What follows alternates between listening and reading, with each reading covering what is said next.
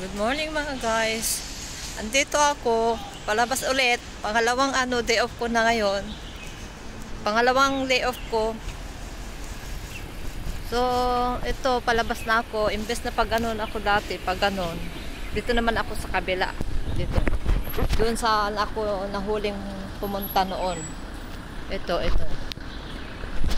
Sana makita ko yung nakilala ko na pareho kang Ulacano, taga Pangasinan. Sinuot ko yung pestiso ko kaya medyo mahirapan ako magsalita guys. Try ko lang. Kasi sinasanay ko na naman. Minsan tinopak ako, ayaw ko talaga gamitin yung pestiso na to eh. Kasi ang hirap magsalita. So pag ako guys, dun sa may fountain,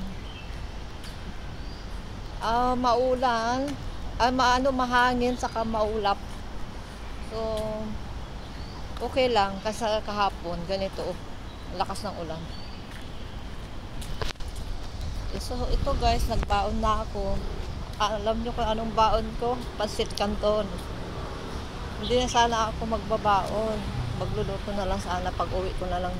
Kaso lang, katamad kasi umuwi. Gusto ko magbabad sa labas para ma-enjoy. Para maaga na lang ako uuwi mamaya. Ayun sa may fountain doon. Malapit lang doon. Malapit.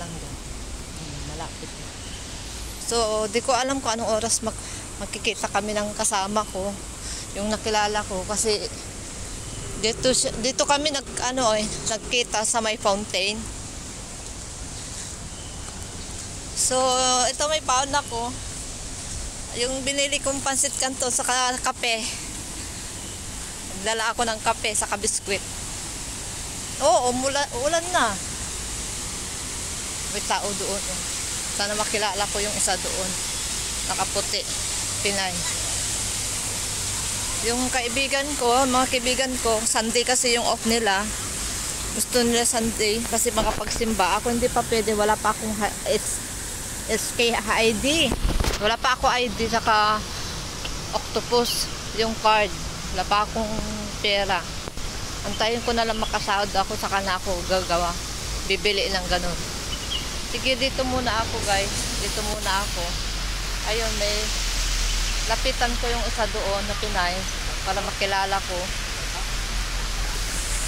May makakausap ako.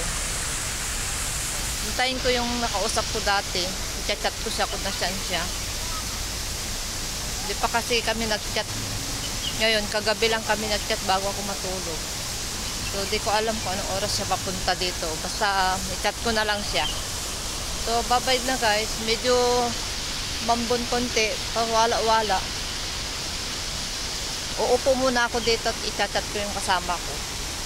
Tapos, papasyal ako doon sa may pinuntahan namin ni Amo na na MTR kung saan ako pwedeng magsakay ng MTR. Kasi, tinuruan niya ako kasi kailangan ko makapunta doon sa pagpapa-ID.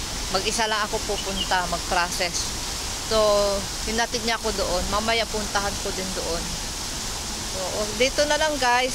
Babay na muna. Date akong lumabas alas 9 na. 9:15. Dati 8:30. So, okay lang guys. Kasi nagluto pa ako ng baon ko. Naglaba pa. Nagsampay yung mga nilaban ko. Tapos, naligo. Yun, kumain. Kaya late ako guys. Bye-bye. Bye-bye muna. May hawak ako.